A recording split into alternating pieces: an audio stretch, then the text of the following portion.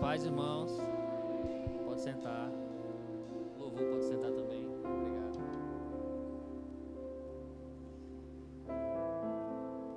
Jotinha, aqui é pesado, né não?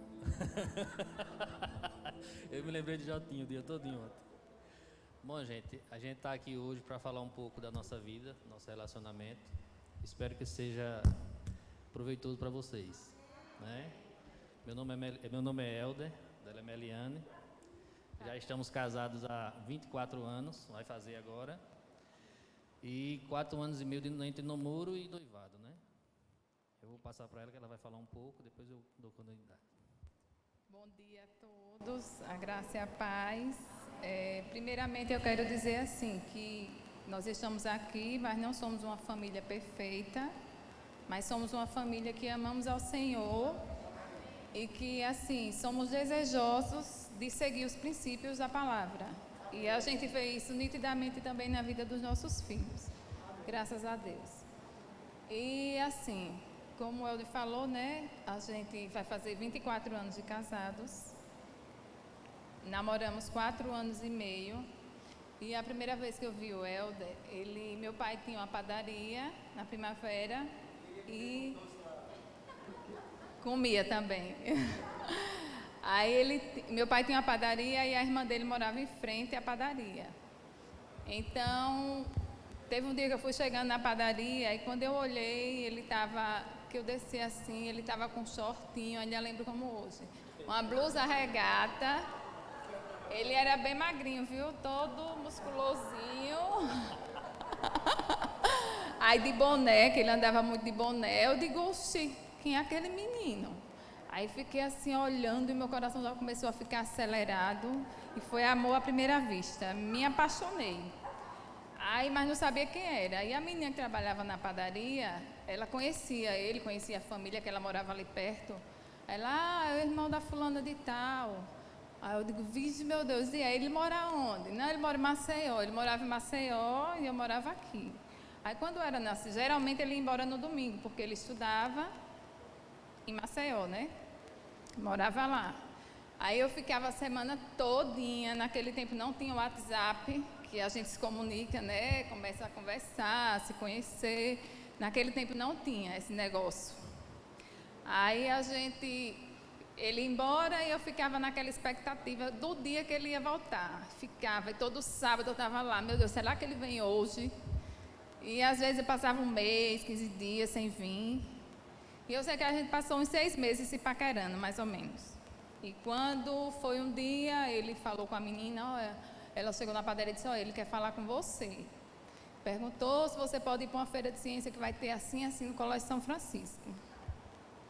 Meu pai era muito ciumento, eu nunca saí com amigas, que ele nunca deixou. Eu só saía com meus irmãos ou com minhas primas e primos. Para ele isso era segurança, né? Aí eu sei que eu pedi a ele deixou eu ir com as minhas primas nesse dia. Chegou lá, a gente passeou a feira de ciências todinho, eu estava lá. Aí, amor, conta esse pedaço.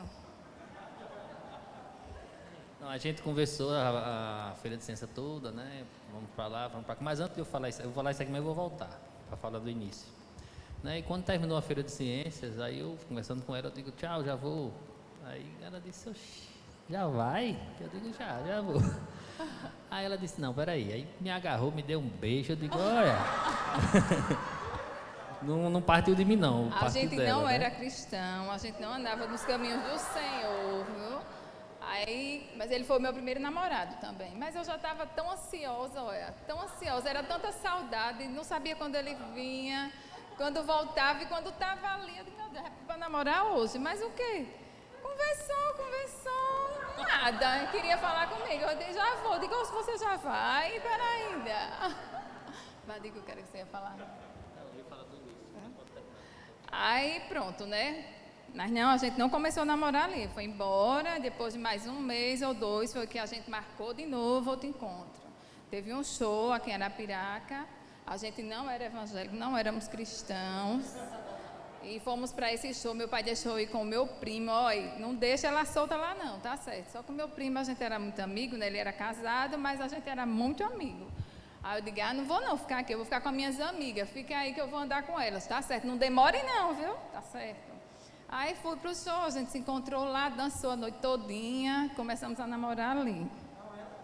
Não era evangélica, não era cristã, não conhecia ainda o Senhor, minha gente. Aí eu sei que na primeira noite ele já se declarou para mim, né? Eu digo, meu Deus, eu só tinha 14 anos e ele tinha 17. Eu digo, oxi, primeira vez, assim, já disse que ama a pessoa, isso é uma mentira, ele está querendo me enrolar. Pois, já se declarou na primeira noite. E eu sei que assim, a gente era muito apaixonado um pelo outro, ainda sou muito apaixonada por ele, ainda hoje. E eu sei que toda vez aqueles encontros, né, o coração batia, aquela acelerada e tudo. E a gente passou um mês namorando escondido, porque eu não queria dizer ao meu pai. Meu pai era muito ciumento, eu só tinha 14 anos. E eu não sabia como era que eu ia falar para ele, né? Aí eu sei que o Helder vinha para cá. Quando tinha feira de ciências, a gente se encontrava.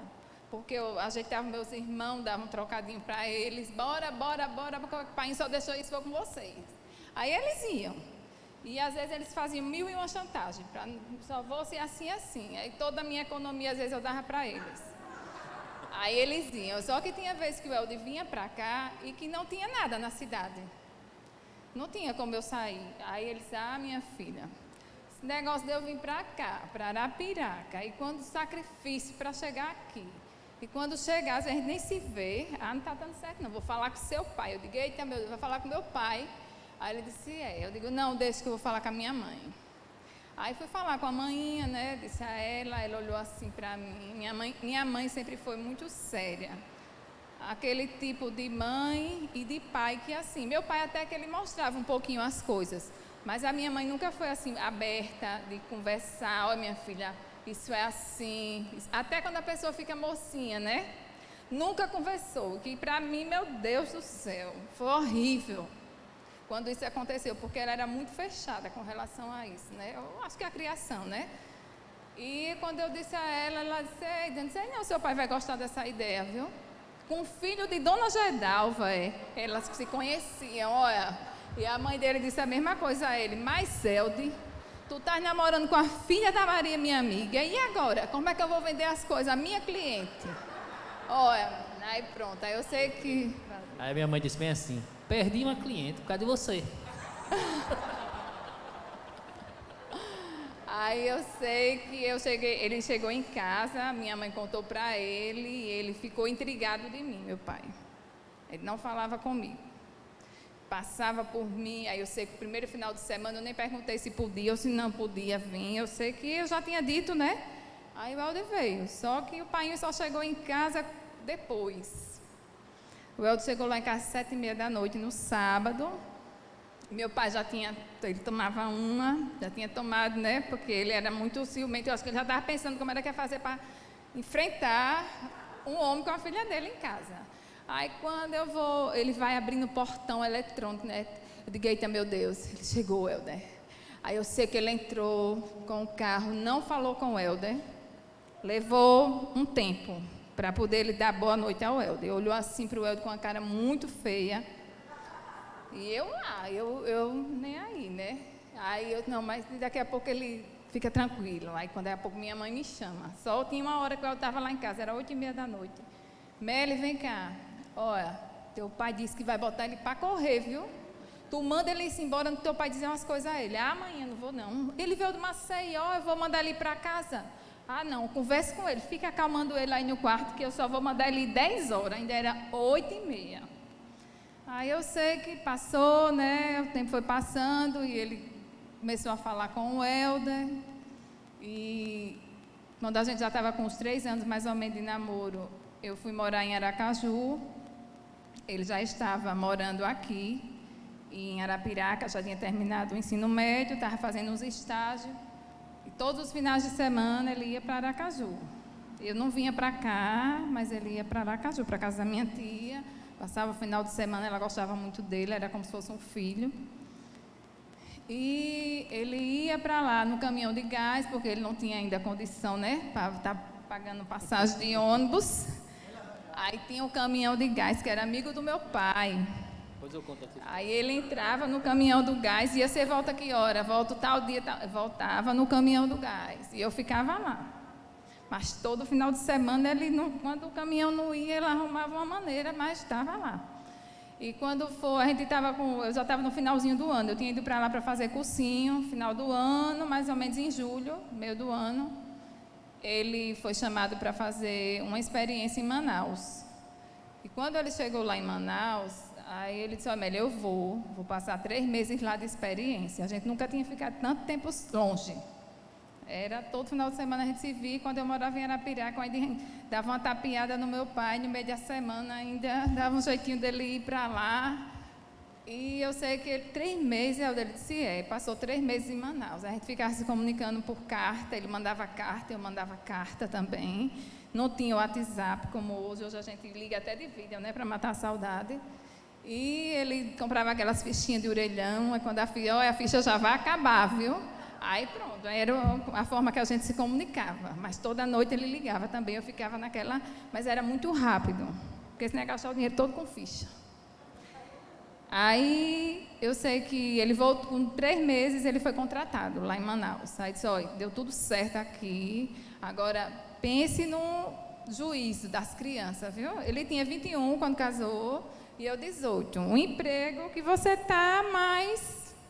Sabe Deus até quando, né? Mas a gente queria estar perto.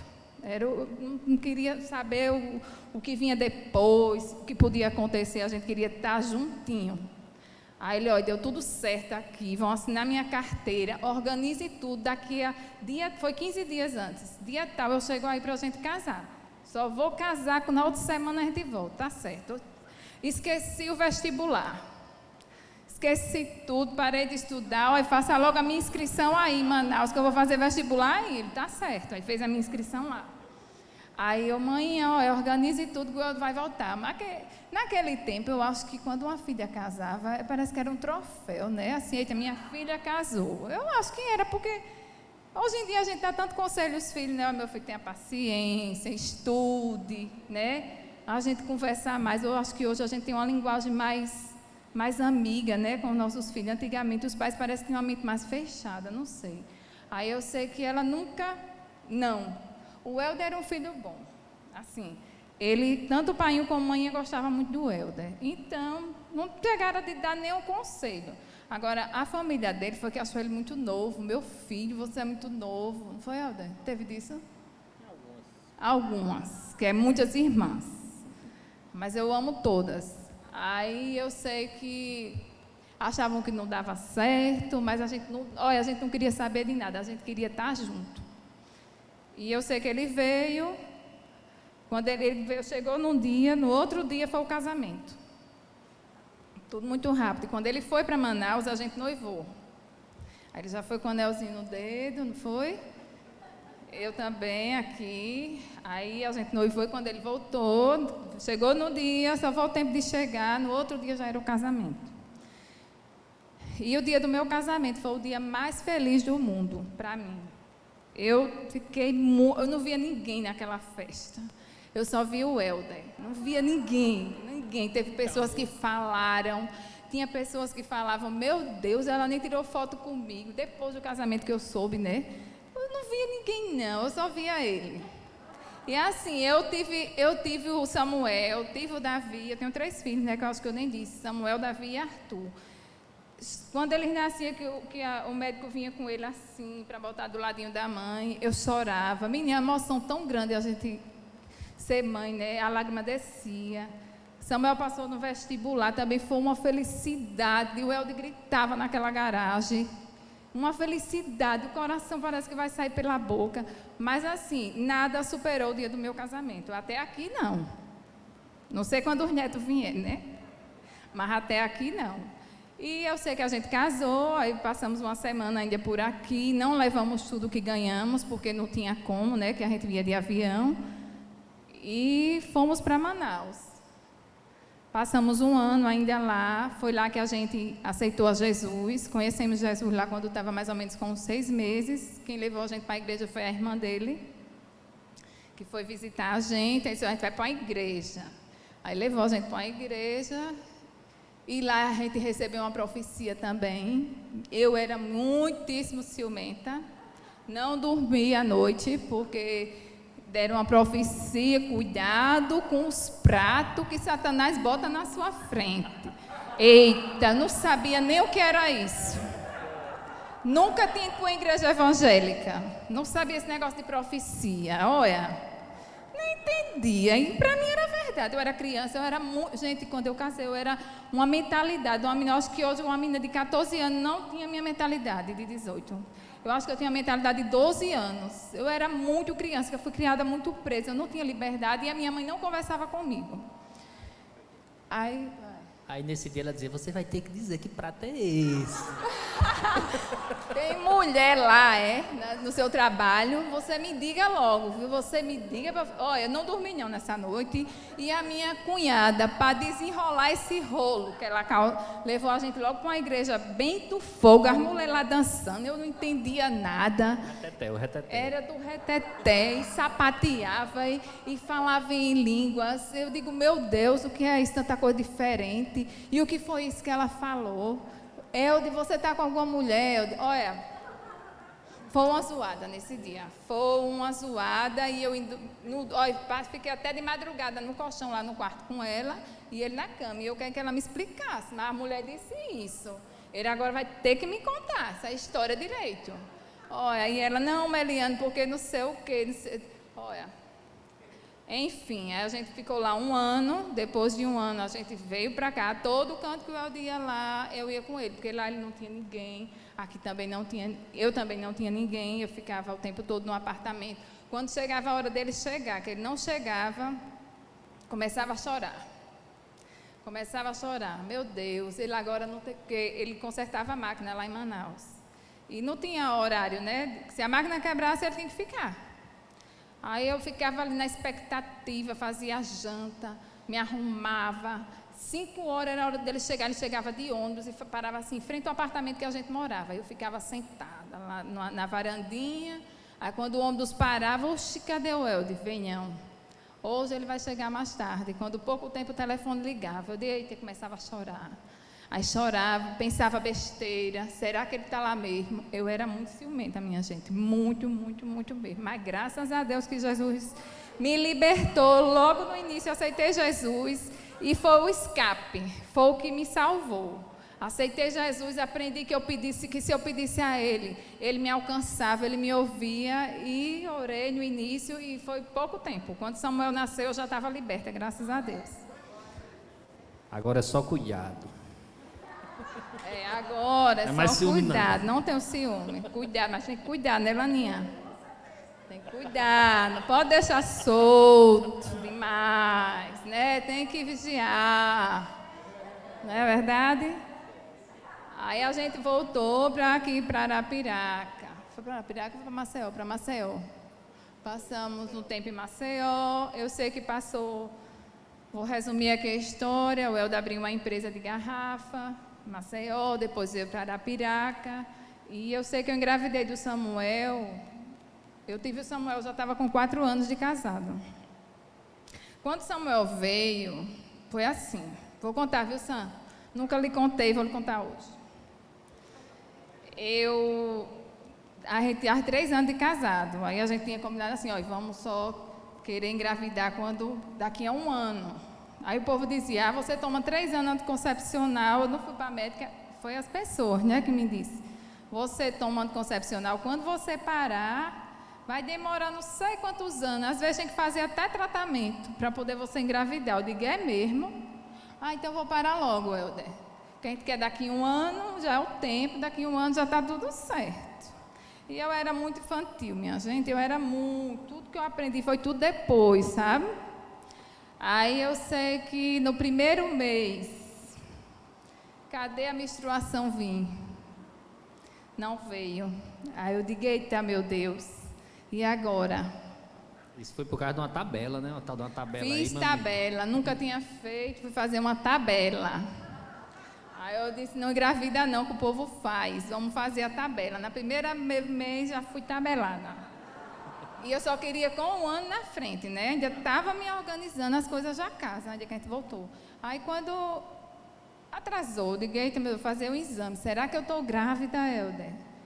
Aí, quando eu fui pegar lá, menino, Sam, quando eu peguei o resultado positivo. Antes era positivo, agora não é mais não, agora é uns números. Aí eu digo, meu Deus, chorei tanto, Sam, porque eu não queria. Aí esse aqui não, ficou feliz da vida, sabe? Porque eu estava programada a minha mente com 1 ano. Aí veio 1 ano antes, olha. E resenha foi quando Samuel nasceu. Quando Samuel nasceu, mãinha sempre ficou comigo. De todas as gestações, todas as gravidez, quando meus filhos nasciam, ela passava 1 mês lá em casa. Todas, deixava meu pai em Maceió, meu pai todo final de semana vinha. Vinha sábado, voltava segunda, todos os finais de semana. E ela ficava cuidando de mim e cuidando do bebê. Aí ela veio passar 1 mês comigo. Aí Samuel nasceu, né, no hospital, tranquilo. Quando chegou em casa na primeira noite, aí foi umas horas. Samuel dormia pelo dia, mas quando dava 10 horas, sabe uma coruja? Se me abrir os olhos assim, ó, poucos dias de nascido, mas o menino era assim, ó. O Davi era assim, ó, não abria nem os olhos, mas ele já era bem ativo. Aí quando foi umas horas, a mãe entrou no quarto. Meli, minha filha, estou que não aguento, estou muito sono, pega o Samuel um pouquinho que eu quero dormir. Aí eu, mãe, acenda a luz, porque ele dormia até 10 horas, ele dava aquelas cochiladinhas, né? Quando foi 10 horas, eu deitei e dormi de vez. E a manhã se levantava para ir olhar ele. Aí quando a manhã acendeu a luz, 3h30 da manhã, eu digo, 3h30 manhã. Não, minha filha, se não é hora desse não estar acordado, não, bota ele no berço. Aí ela disse, ô Meli, tu tá pensando que ele é um boneco, é? Que você pega quando você quer, quando você não quer mais, você bota ele lá e pronto. Aí caiu a ficha. Eu digo, meu Deus, será que agora eu não vou conseguir dormir mais? Toda noite agora com esse menino. Aí peguei o menino e botei no braço.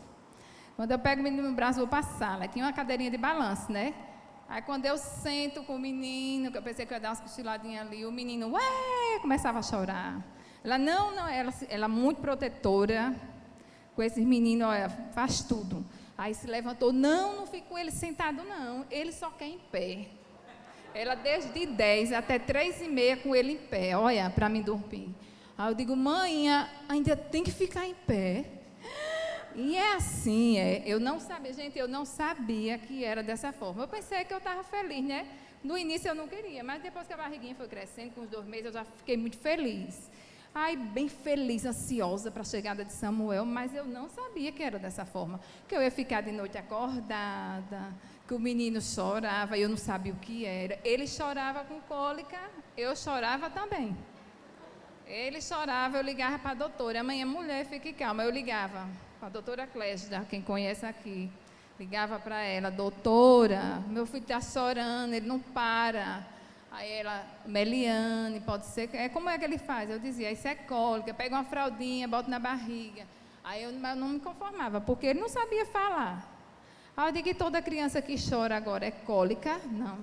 A doutora não sabe disso, não tem exame para saber. Eu não acreditava no que ela dizia, chorava. Ele chorando de um lado e eu chorando do outro. E o Helder era com ferro, a fralda, esquentando lá a fraldinha. Aí botava na barriga dele, ele se calava. E a mãe ia com ele. A mãe não soltava ele não, quando ele estava chorando. Aí ele se calava. Aí, daqui a pouco, a fralda esfriava, aí ele começava a gritar de novo. Aí o Helder vinha com a paciência dele, passava o ferrinho na fralda e botava na barriga. Aí depois veio o Davi. O Davi eu já estava mais experiente, né? Já sabia. O Davi veio, a gente se programou mesmo, a gente queria. Depois que o Samuel estava com 2 anos, a gente disse, Helder, vamos tentar novamente ter mais um, bora. Aí a gente parou de tomar anticoncepcional e veio o Davi. E o Davi já nasceu mais calmo, mas eu também chorava. Eu já tinha uma certa experiênciazinha, mas eu chorava também. O Davi, quando ele nasceu, ele passou 7 dias, não abriu os olhos. Olha, o menino era tranquilo. Pense no menino calmo. Dormia à noite, ele dormia 10 horas e acordava só 5h30. Eu botava ele no peito para mamar, porque a doutora disse que tinha que amamentar, não podia ele dormir a noite toda, mas ele era muito tranquilo. E quando chegou uns 6 dias, 5 dias mais ou menos, acostumado com Samuel que chorava, os olhão assim, Aí liguei para a doutora. Ô, doutora, ó, já tem 5 dias o menino não abre o olho, a gente não sabe nem a cor do olho dele, ele só dorme. Quando ele queria mamar, ele não chorava, ele ficava... Não chorava. Ele só fazia isso. Ninguém via choro do Davi, dormia a noite toda. Aí a doutora, minha filha, está fazendo cocô? Eu disse, tá. Está fazendo xixi? Tá. Então, acalme o seu coração, porque quando esse menino abrir os olhos, você vai pedir para ele dormir de novo. Mas foi dito e feito, viu? Aí com os 7 dias foi que ele começou a se despertar assim para o mundo. E quando ele tinha, eu digo, desse menino é tão calmo. Quando ele completar 1 ano, vamos logo ter o 3º para encerrar. Aí o Helder, bora. O Helder, por ele enchia a casa de menino. 5, queria 5. Bora. Aí eu digo, pronto, quando ele tiver 1 ano certinho, a gente tem logo o 3º, já encerra. Quando o Davi completou os 7 meses, meu Deus do céu, o Davi reinava tanto. O Davi não gostava de brinquedo, o Davi gostava de panela, de lata. Ele tirava as panelas, ele entrava nos armários, quando a gente procurava, ele estava lá dentro. Ele abria as gavetas, mesmo pequenininho. E quando ele começou a andar, ele não andava, porque como ele era muito elétrico, muito reinão, eu não deixava ele solto, era só dava segurando a mãozinha dele. Aí quando eu dava uma oportunidade que esquecia que soltava, olha, ele pegava a carreira, eu já sabia que ele ia aprontar alguma coisa. Era bem, eu digo, meu filho, quero mais não. Vamos parar aqui, daqui a 10 anos, quando esses meninos estiverem grandes, se a gente ainda tiver com desejo de ter mais um filho, e for a vontade de Deus, a gente tem. Ele está certo, tudo ele concordava. Aí depois de 10 anos, veio Arthurzinho. Não foi, Arthurzinho?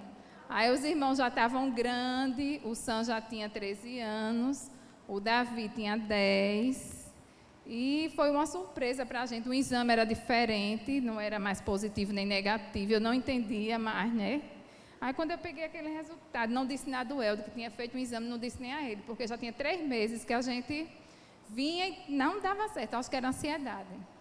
Aí eu fazia um exame no escondido dele, quando atrasava, para fazer surpresa para ele também. Aí, quando eu peguei o exame, ele não sabia de nada. Fui sozinha lá buscar no laboratório, que eu olhei. Meu Deus, não estou entendendo nada. E agora? Será que eu estou? E o coração... Olha, pensa na emoção, viu, Arthur?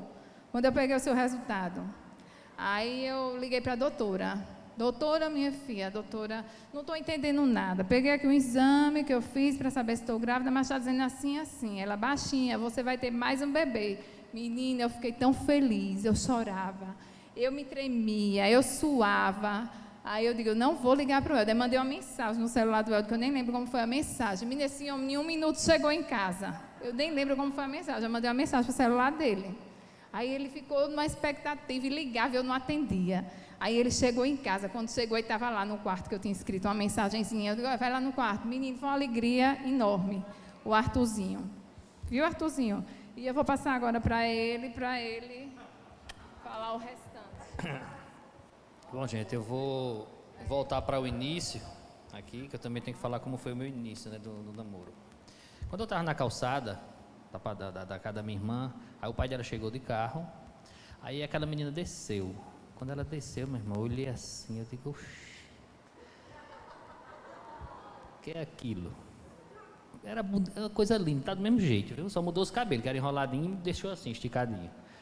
Mas eu olhei assim, eu digo, meu Deus do céu, não, ali... Mas eu até analisei assim, não, mas ali não dá para mim não tem condição não. Eu olhei assim, eu digo, não dá para mim não. Só que ela já tinha visto e viu que dava, né? Só que eu não sabia. Aí eu digo, não, vamos ver o que é que vai dar, né? Aí fui jogando um charmezinho e tal, e ela caindo. Aí chegou o momento que a gente marcou esse encontro lá no São Francisco, né, na Feira de Ciência, a gente foi. E eu sempre conversando sem querer avançar o sinal, né? Porque... eu achava assim, se eu avançar o sinal, vai que ela acha que eu sou muito avançado, não vai querer e tal, então eu vou ficar só aqui, né? Fazendo o trabalho aqui, conversando uma coisa e outra, mas deixa que ela, né? Foi quem me abraçou, me beijou, pronto. A partir dali a gente começou a namorar, graças a Deus deu tudo certo, o pai dela muito brabo, mas no final das contas era um homem muito bom, né? Me considerava muito, e eu agradeço a Deus por isso, né? Foi um início muito bom, muito proveitoso, né? No início do namoro também, quando eu já estava um pouco mais avançado, avançado assim, de tempo, né? Não de... Aí a gente disse bem assim, aí a gente disse assim, olha, vamos fazer o seguinte, vamos arrumar uma forma da gente casar. Olha, não tinha nem uns 2 anos de namoro, não tinha nada. Como é que a gente vai fazer para casar? Era desse... Já sei, vamos abrir uma poupança. Olha, aí a gente abriu uma poupança. Todo o dinheirinho que a gente tinha, a gente chegava lá na poupança e depositava. O dinheiro do lanche dela, ela guardava, depositava, e eu nas minhas girações, que eu sempre fui conhecido como cigano, né? Comprava um negócio aqui, vendia mais caro ali, comprava ali, vendia mais caro, e assim ia, né? E todo o dinheiro que eu tinha também eu guardava, né? Tirava o dinheiro das viagens aqui, guardava o resto na poupança. Meu irmão, só que em um determinado momento o banco fechou. Com todas as nossas economias, que não era quase nada. Produban na época fechou, e até hoje levou nossa poupança, nossas economias. Se eu tivesse dependendo disso aí para casar, não tinha casado era nunca. Mas foi assim, foi bom. Eu morava em Maceió, né, na época, todo final de semana eu vinha para cá, aí voltava no domingo de madrugada, né, eu voltava para Maceió no ônibus de 5 da manhã, que era para não perder a aula na segunda, para não perder a aula lá em Maceió, que eu pegava de 7h30. E quando era 4 horas da manhã, para você ver o que é que o amor faz, né? 4 horas da manhã, ela se acordava e dizia para o pai que queria vir para a padaria trabalhar. Pai, eu quero trabalhar. Aí o pai disse, toda segunda, minha filha? Eu quero, toda segunda-feira. Não sei se ele percebia, mas toda segunda-feira ela ia para a padaria, abria a padaria, né? Ficava lá com a mãe dela, aí só esperando eu... Quando eu bati no portão, ela já estava olhando, né? Quando eu passava para estudar, que eu acordava cedo, acordava 4 horas da manhã, quando era 4h30 eu estava saindo, aí passava lá aquele tempinho, a gente dava um abracinho, uma coisa e outra, aí ia para Maceió, né? Quando eu chegava em Maceió, na hora que eu chegava em Maceió, que eu ia para a escola, quando eu saía da escola eu passava no correio e mandava um telegrama para ela, que naquela época era como a gente se comunicava, telegrama. Hoje o jovem não sabe o que é isso não. 2 dias né? O telegrama chegava. Telegrama, telefone, na época a gente usava aqueles telefonezinhos de ficha, né? Nosso dinheiro também tinha que ser reservado para comprar cartão e ficha telefônica, né? Então a gente se comunicava dessa forma. Foi um início muito bom, gostei muito daquela época que a gente passou. Apesar das dificuldades que a gente tinha, muitas vezes eu não tinha dinheiro para vir para Arapiraca, ela dizia, não, venha que eu tenho. Aí ela pagava a minha passagem. Arruma emprestado, quando chegar aqui eu ligo. Ela pagava a minha passagem, eu voltava, né? O importante era eu estar aqui, né? Isso foi o mais importante da gente. Sempre estava juntos, sempre juntos. Aí passamos aquele tempo namorando e tal, aí como ela explicou, eu fazia a escola técnica na época, aí terminei, fui estagiar na Coca-Cola aqui, aí estava trabalhando. No meu início de trabalho aqui, eu ganhava meio salário mínimo na época, né? Então, com esse meio salário mínimo, eu tinha que tirar o dinheiro da poupança, das viagens para Maceió, das fichas, né, dos telefones, do lanche e tudo mais. Então, isso aí a gente tirava tudo esse dinheiro aqui, mais as economias dela, né? Aí fui trabalhar aqui, fui estagiar aqui em Arapiraca e fiquei trabalhando aqui na Coca-Cola daqui, né? Fui fichado aqui. Como eu era um profissional bom na época, né? As pessoas que vinham de fora, os técnicos das máquinas vieram de fora e sugeriram para mim uma oportunidade em Manaus. Aí foi quando eu fui para Manaus trabalhar também nessa mesma área lá. Com pouco tempo, fecharam a minha carteira também, né? Fui arriscar para ver o que podia acontecer. O rapaz me chamou, disse, venha para cá que aqui é bom, tá? Eu fui. Com pouco tempo assinaram a minha carteira e eu fiquei trabalhando lá. E foi como ela falou, né? Com pouco tempo, quando eu saí daqui eu já saí noivo. Com pouco tempo eu voltei para cá. A gente casou. Já deixei tudo pronto lá em Manaus. Tudo certinho, para quando ela chegar tá tudo certinho, né? No apartamento que eu aluguei tinha um frigobar, um fogão de 2 bocas e um colchão no quarto. Era o móvel que a gente tinha. Não tinha mesa, tinha umas cadeirinhas de plástico. Esse foi o nosso começo, né? Nossos móveis, que eu deixei pronto lá. Eu disse, já comprei tudo aqui. Para você ver a nossa experiência, né, que a gente tinha na época, né? Fogãozinho de 2 bocas, frigobarzinho, umas panelas, panela não, uma assadeira de ovo que eu tinha, sei lá qual era, e poucas coisas mesmo. Aí eu sei que, essa daí foi você que levou, né? Aí quando a gente casou, a gente não podia levar tudo, né? Aí ela disse, o que é que está faltando lá para a gente levar? Eu disse, rapaz, leva umas panelas. As panelas aí, que não tem a panela lá não, só tem uma assadeirazinha ali, eu como na fábrica, não como em casa. Aí ela levou umas panelas que ela ganhou da avó dela, né? Chego já nessas panelas. Aí eu vou voltar aqui para explicar para vocês uma coisa. Quando a gente vive com a nossa família, tem coisas que a gente aprende e tem coisas que a gente tenta não levar para um relacionamento, né? Mas foi o que aconteceu comigo. Meu pai sempre foi uma pessoa muito amorosa comigo, né? Pessoa muito boa. E ele era um excelente cozinheiro, ele cozinhava bem. Meu pai cozinhava bem, meu pai preparava uma carne, um feijão, ele sempre me ensinou, faça assim, faça assim, faça assim. Eu não sabia o que ia me levar aquilo ali, mas eu fazia, né? Aprendi, a minha mãe também, excelente cozinheira, me ensinou a fazer algumas coisas, e eu sempre fazia, acho que era Deus trabalhando na nossa vida, né? Eu não sabia nada, minha gente. Eu não sabia só arrumar a casa. Foi Deus trabalhando na nossa vida, então meu pai me ensinou a cozinhar algumas coisas, minha mãe também. E a gente foi levando, né? E eu fui aprendendo, e quando eu casei eu já sabia fazer alguma coisa, né? Aí vamos voltar para as panelas agora. Quando a gente se casou, ela levou para mandar umas panelas, um negocinho e tal, aí pronto. Eu disse, olha, vem almoçar em casa hoje, faço o almoço, tá? Ela disse, tá certo. Eu tinha boa vontade de fazer, né? Ela tinha boa vontade, só que quando eu chegava em casa, a fumaça estava tomando conta do apartamento, né? Eu disse, oxe, o que foi que aconteceu, minha filha? Ela disse, não, é que eu fui cozinhar um negócio ali naquelas panelas que a avó deu e acho que queimou. Eu digo, foi? Não tá certo, não tem problema não, vamos comer alguma coisa aqui. Aí ainda comia, né? Por cima, né? Tirava aquele queimadinho de baixo, comia, né? O de cima. Pegava de cima, comia.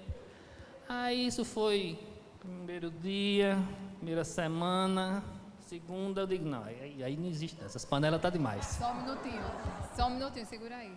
Então, vocês que são mães aqui, que têm as suas filhas, que ainda vão casar, minha gente, não deixe passar por essa situação não, tem que instruir mesmo quem é em casa.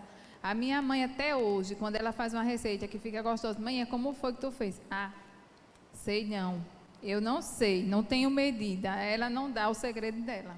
Mas isso é ruim, porque eu não sabia cozinhar o feijão, eu não sabia como era. Eu não sabia fazer um arroz, só porque botava água e sal, mas se botar tinha mais algum tempero, como a gente faz, né, refogadinho, eu não sabia. Ele que me ensinava, você bota assim e assim. E assim eu fazia. Mas eu não sabia fazer nada, minha gente, nada, não sabia de nada da vida. Então a gente precisa ser aberto com os nossos filhos, conversar, mostrar, orientar, falar das consequências, tanto das coisas erradas como das coisas certas. Eu sempre mostrei assim para os meus filhos, né? Eles até dizem, até o pequenininho, viu? Quando ele faz uma coisa errada, eu sento com ele e começo a explicar as coisas a ele, né, Arthur? Ele, quando eu termino, mãe, tá bom já, mãe, você fala demais, mas eu falo mesmo. O outro, às vezes eu digo, meu filho, olha, assim, viu? Mãe, tá bom, mãe, eu já sei. Eu não me preocupo não, nem ligo quando eles dizem, mas eu digo, eu falo, eu gosto de conversar, porque a minha experiência não foi boa, né? Então, assim, a gente precisa ser aberto com os nossos filhos e explicar cada tempo da vida deles, tem o tempo de você explicar cada coisa, né? Então, a gente deve instruir, deve mostrar. Sempre quando eu passava assim, alguém na rua, que a gente conhecia, que eu podia dar um exemplo, que aquela pessoa fez alguma coisa de errado e que estava sofrendo uma consequência, ou então que aquela pessoa fez uma coisa certa e a consequência daquela coisa certa, sempre eu fazia questão de conversar com eles no caminho da escola. Olha, meu filho, está vendo fulano de tal, fez isso e a consequência não foi boa, aconteceu isso. Não era assim? Olha, meu filho, está vendo fulano, fez isso, foi bom e a consequência foi boa. Então, a gente tem que ser aberto com os nossos filhos.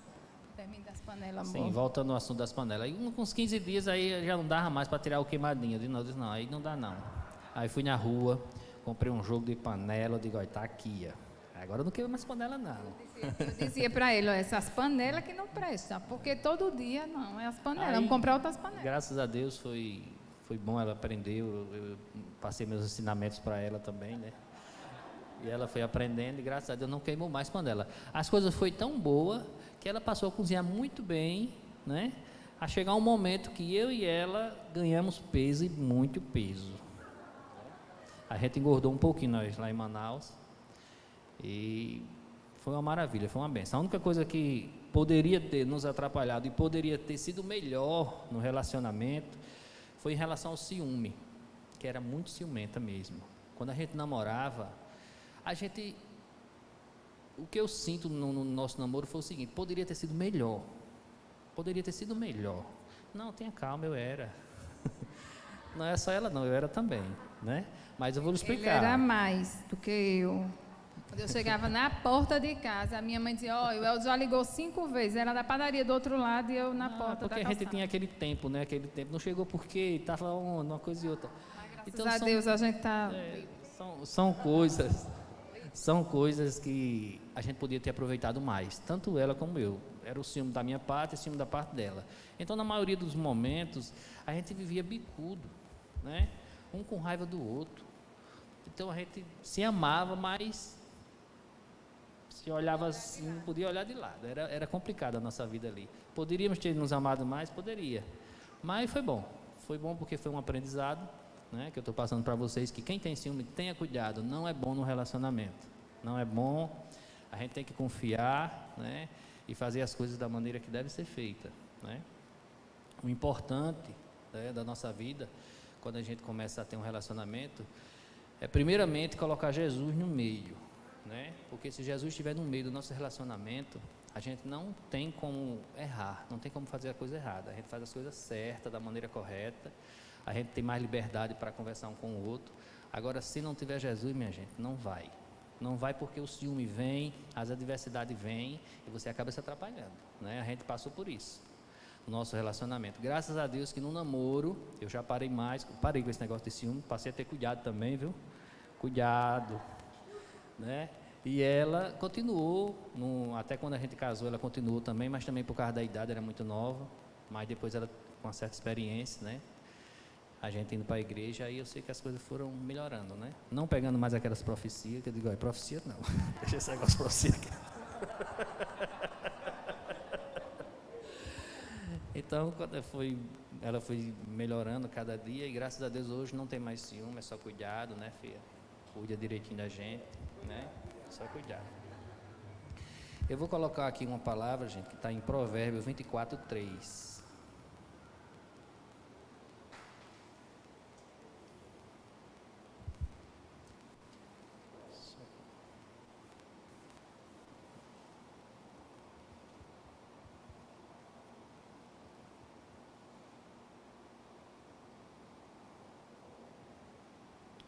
Provérbio 24:3 diz assim: com a sabedoria se edifica a casa, e com a inteligência ela se firma, né?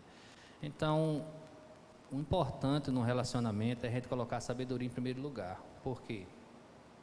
O caráter do casal é formado, né, no relacionamento, né? Os nossos filhos também têm caráter, aprendem a ter caráter olhando os pais, fazendo as coisas da maneira que deve ser feita, né? Então, isso é um ambiente que a gente vive ali, é um ambiente que vai transformar a nossa vida, a vida dos nossos filhos, da maneira que eles devem agir, da maneira que deve ser, né?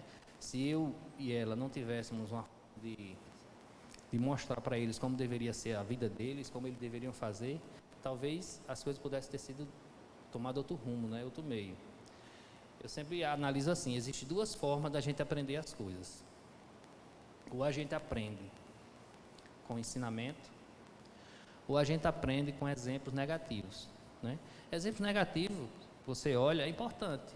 Agora é importante para que você não faça aquilo, né?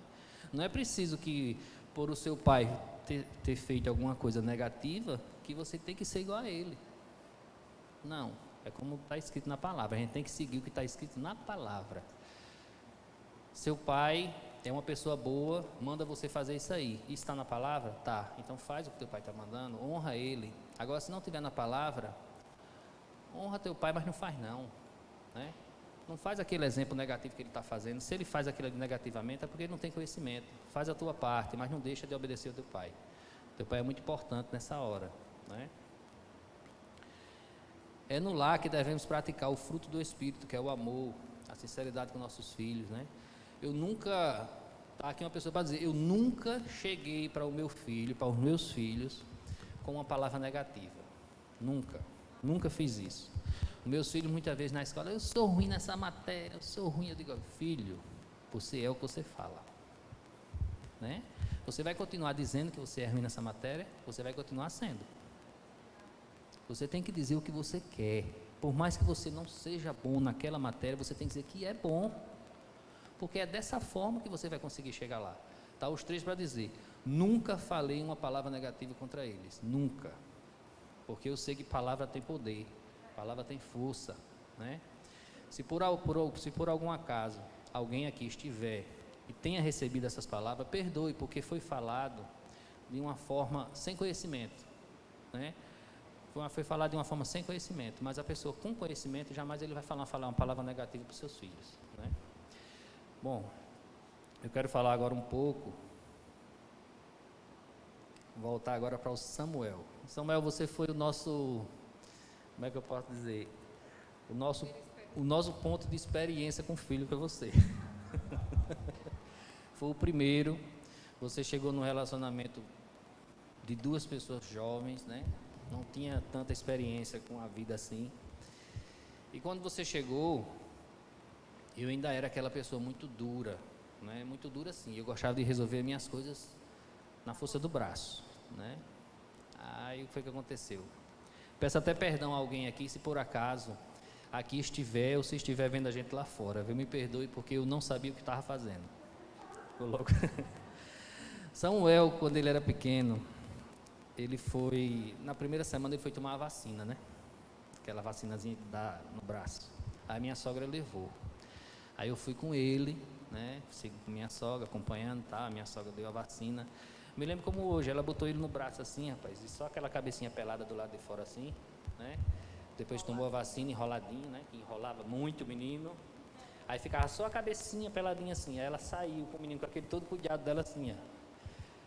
Minha gente, quando ela saiu assim, que ela deu uma passada, que ela foi dar a outra, ela tropeçou num degrau que tinha e caiu. Eu me lembro como hoje, não existia o filme Matrix, mas ela deu um movimento igual o Matrix naquela época, porque ela caiu assim de frente e antes de cair no chão, ela girou no ar. Eu nunca vi uma coisa daquela. Ela girou no ar. Eu me lembro que a cabeça do Samuel passou do chão assim, 4 dedos, com o giro que ela deu assim, ó. E caiu com ele em cima dela assim para cima, né? Eu digo, meu Deus, como é que pode um negócio desse? Até hoje, quando eu fecho os olhos, eu me lembro da queda. Eu nunca esqueci aquela queda que ela levou. Aí eu fui falar com a diretora do hospital, né? Não vou nem dizer qual foi esse hospital. Aí fui falar com a diretora do hospital. Quando eu cheguei lá, eu disse, minha senhora, a minha sogra estava com o menino no braço ali, tropeçou naquele degrau ali. E qual é a providência que vocês vão tomar? Ela disse, olha, não foi a primeira que caiu, já caiu várias naquele degrau. E a gente já mandou o comunicado para a secretaria e não resolveram nada. Aí eu digo, foi, tá certo. Eu, acostumado a resolver minhas coisas na força do braço, fui na fábrica, peguei uma marreta de 10 quilos, uma talhadeira boa, aí fui para o hospital. Quando eu cheguei lá, entrei, peguei a marreta aqui e comecei. Papai, era pedaço de concreto voando para todo canto, voando assim, e todo mundo passando, e eu metendo a marreta para cima, e a talhadeira, e o policial veio, o segurança, eu botei a marreta para cima dele assim, venha para cá. Só que a minha intenção, minha gente, não era quebrar o hospital, eu ia ajeitar aquilo ali, como eu fiz, né? Aí depois que eu quebrei aquilo ali, eu digo, pronto, agora está quebradinho, agora eu vou na fábrica, que tinha uns pedreiros trabalhando lá, eu digo, agora eu vou pegar o neguinho, trazer para cá, para ele fazer o serviço. Aí fui na fábrica, né? Já tinha quebrado o batente mesmo, eu digo, agora eu vou fazer a rampazinha direitinho, que eu quero ver cair mais ninguém. A minha intenção foi boa, gente, apesar de que não fiz da maneira correta, mas foi boa a minha intenção.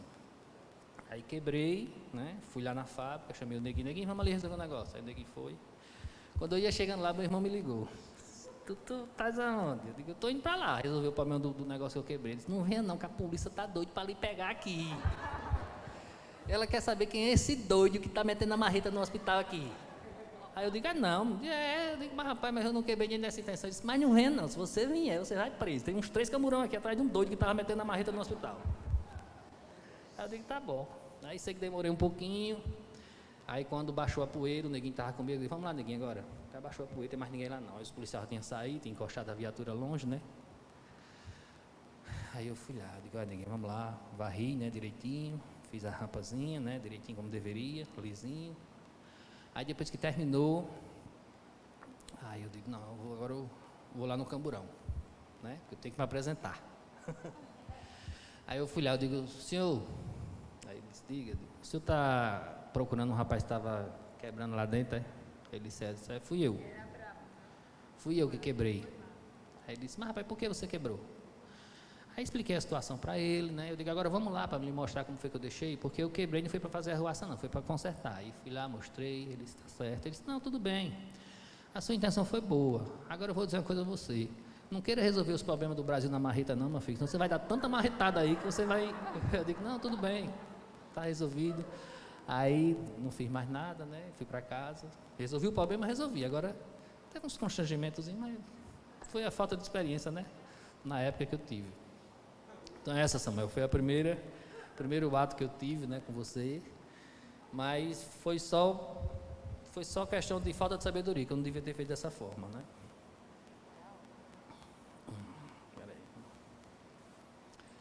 Outra coisa aqui também é o seguinte, a gente deve ensinar os nossos filhos, desde pequenininho, a gente deve ensinar os nossos filhos a maneira que ele deve agir, como ele deve agir, né?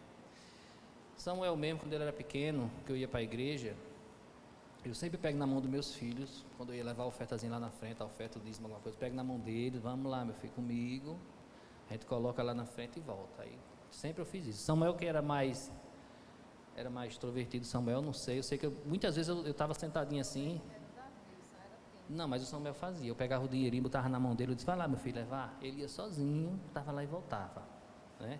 Mas não quer dizer que todos sejam iguais, tem uns que não vão. Aí você pega na mãozinha dele, traz, ajuda ele, chega aqui, coloca. Outros ainda vêm segurado no seu braço, mas vem. Por quê? Porque eu acho assim, um ensinamento inicial vai servir para toda a vida dele, né? Então, se você ensina que você deve vir, trazer para cá a sua oferta, o seu dízimo, seja lá o que for, né? Ele vai aprender que aquilo ali é bom e vai continuar fazendo. Doações mesmo, eu já peguei Samuel, Davi, já enchi meu carro de cesta básica, já levei para determinado lugar, chegava lá, a gente fazia doação, levava, né? E sempre fiz isso com os meus filhos, por quê? Porque a gente tinha que ensinar para ele o amor de ver as pessoas felizes, né? Diz, ó, meu filho, está vendo aquele ali, ó? Não tem nada para comer, mas hoje ele vai ter, a gente vai doar para ele. Então eu tenho certeza que os meus filhos hoje, eles lembram disso aí, que são coisas que ficam, né? São coisas que ficam, são ensinamentos que ficam. Quando você tem 2 filhos homens em casa, né? Jorge deve saber disso. Não, quando a gente tinha 2, o Arthur não era nascido ainda, né? Jorge deve saber disso. Muitas vezes, meu irmão, as brincadeiras é pesada, né? A brincadeira é pesada, é de luta, é uma coisa e outra, né? Um sai chorando, começa brincando, mas no final das contas começa arengando, né? Quando começa arengando, aí eu sempre pegava, o que foi que aconteceu? Não, porque bateu, não bateu, chutou, não chutou, digo, vem cá, peça desculpa ao seu irmão. Samuel, que era mais, né, desculpa, saiu. O outro já era mais assim, não, vou pedir não. Eu digo, rapaz, peça desculpa, rapaz. Vou contar até 3, viu? Você pedir desculpa. Aí contava 1, contava 2, aí muitas vezes não ia 2,5. 2.3, 2.4, eu digo, não, vai ter que contar o 3 agora, porque não tem mais pronto sair não. Mas antes disso ele ia lá e pedia desculpa, né? E é dessa forma que a gente vai ensinando, que não pode, e a melhor maneira que a gente tem de fazer é assim mesmo, é pegar os filhos, botar um de frente para o outro, assim, dizer, agora é assim, vai fazer assim, né? Assinar sobre o perdão, para eles fazerem as coisas da maneira que deve ser. Outra coisa também, eu nunca fui de bater, né? Nunca. Mas, quando eu fazia isso, bater não, é orientar, né? A gente, quando ia orientar os nossos filhos dessa forma, eu orientava da maneira correta, né? Explicava, quando eu estava na rua, se eu estivesse na rua, eu dizia, olha, chegar em casa a gente vai conversar, né? E a gente conversava, porque eu nunca gostei daquele negocinho de... vou até dizer para você, aquele negocinho de birra, tá entendendo? Aquelas birrazinhas que chega na rua e diz, eu quero isso, eu quero aquilo, eu quero aquilo. Eu digo, meu filho, não faça isso não, né? Então, graças a Deus, meus meninos nunca fizeram isso. Mas fizeram outras coisas. E quando eu chegava em casa, a gente conversa. O Arthur ainda quis se aparecer umas depois duas resolveu vezes. a Aí situação o pai dele. dele tirou a birra dele, nunca mais. Né? Foi duas... Comigo nunca disseram isso, né? Mas quando a mãe orientava, muitas vezes não diziam assim, ei, nem doeu, né? Com ela, né? Mas comigo não, eu só orientava para ele ver que eu estava orientando da maneira correta. Não extrapolando, né? Mas tinha que ser feito da maneira correta. Uma vez eu cheguei em casa, eu disse bem assim, Samuel e Davi, não tem o Arthur ainda, né? Por isso que eu estou falando mais nele. Eu disse assim, Samuel, vá tomar banho. Aí o Samuel, não vou não. Aí eu disse, rapaz, vá tomar banho, rapaz. Aí ele saiu assim pelas paredes, eu não vou não. Aí o outro estava em cima da cama, né? Pegou a pilha, o outro disse assim, eu digo, e você, vai tomar banho? Não vou não. Eu digo, oxê, o que foi que tem desse menino hoje? Aí eu comecei a rir, né? Quando eu comecei a rir, o Davi disse assim, rapaz, quando o senhor começou a rir, eu pensei que a gente estava abafando ali, porque o senhor estava rindo. Aí eu digo, pronto, agora vai dar tudo certo. Só que quando o senhor riu, o senhor foi para o quarto e pegou, né? Pegou o cinturão. Quando pegou o cinturão, já veio pá, corre para o banheiro, outro para o outro. Aí ele disse, pai, eu não sabia que ia chegar nesse ponto. Eu digo, meu filho, mas chegou, né? Chegou nesse ponto, aí eu sei que depois desse dia, nunca mais ele disseram, eu não vou não, porque viu que o negócio é mais pesado. Bom, gente, para finalizar aqui, são muitas histórias, né? Mas para finalizar aqui, eu vou pedir para vocês. Salmo 128. Se vocês quiserem acompanhar, vocês me acompanhem aí. Bem-aventurado aquele que teme ao Senhor e anda nos seus caminhos, pois comerá do trabalho das suas mãos. Feliz será e te irá bem. A tua mulher será como a videira frutífera ao lado da tua casa, e os teus filhos como plantas de oliveira ao redor da tua mesa. Eis que assim será abençoado o homem que teme ao Senhor. O Senhor te abençoará desde Sião, e tu verás o bem de Jerusalém em todos os dias da tua vida. E verás os filhos dos teus filhos, e a paz sobre Israel. Bom, gente, isso aqui é uma parte da Bíblia muito importante para a gente, porque se a gente viver baseado nisso aqui, tudo vai dar bem, tudo vai dar certo, né? Eu gosto de dizer para vocês o seguinte, muitas vezes, eu falo para os meus filhos também, né? Muitas vezes a gente está aqui na igreja, fazendo um bom trabalho como diácono, ajeitando as cadeiras, deixando tudo alinhadinho, tudo bonitinho, arrumando o banheiro, arrumando tudo. Aqui é um espetáculo, a gente fica um santo aqui, né? Mas quando sai, a primeira coisa que chega no carro é gritando com os filhos, é gritando com a esposa, né? Em casa é um cavalo batizado, a verdade é essa. E dessa forma, qual é o ensinamento que você está dando para os seus filhos? Dessa forma. Quer dizer que na igreja a gente faz uma forma de trabalho diferenciada e aqui em casa a gente vira um monstrinho, né? Como se diz. Então, gente, eu analiso dessa forma. Nós temos primeiro que servir em casa, né? Em casa nós devemos ser o referencial para nossos filhos, a nossa esposa também, né? Muitas vezes você chega em casa, a coitada da sua esposa está lá com tantos afazeres para fazer, e você senta no sofá e quero isso, quero aquilo, quero, né? Não é dessa forma, minha gente. Ajudar a esposa não cai mão, nunca caiu mão, nunca desfez do homem, porque o homem chega em casa e ajuda a sua esposa, né? Faz uma comida que ela gosta, lava um prato. Gente, vamos ajudar em casa, isso aí é bom. E nossos filhos olham e vão copiar da gente também. Por quê? porque é bom. O que a gente fizer de bom em casa, nossos filhos copiam, vai ser bom, porque a gente vai ver na casa deles os mesmos frutos que a gente está oferecendo para eles. Não é bom? Não vai ser bom? Então são com exemplos que a gente vai levando, que a gente vai mostrando para eles como deve fazer e como devemos agir, né? E eu estou finalizando aqui, né? Quero agradecer a Deus a oportunidade que nós tivemos de falar para vocês. São muitas coisas, mas da próxima vez a gente conta mais alguns detalhes, viu?